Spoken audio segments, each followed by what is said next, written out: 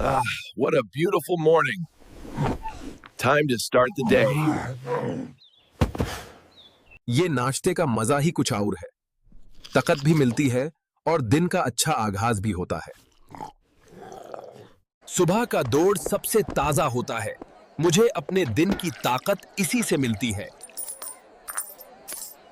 ये दूध सिर्फ पीने के लिए नहीं, बल्कि मेरी सुबह की चाय को खास बनाने के लिए है।